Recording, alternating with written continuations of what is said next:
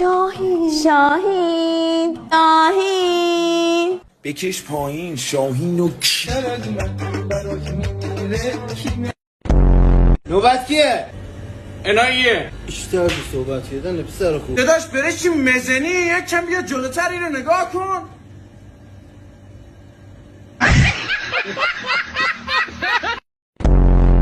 آقا حساب ما چقدر شد؟ قابل شما نداره. حساب شما میشه 569,000 تومان. بفرمایید. مرسی. تخفیف نداره؟ تخفیف که نه، ولی اگر شما اینو بندازید با چیز صاف بیاد روی میز کل فاکتورتون رایگان. امتحان میکنیم ایشالله که میشه.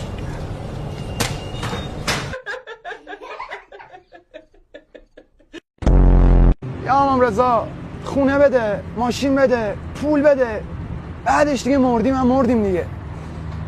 برکت. امام رضا نامه رو داری حتی میخونی فدات شم.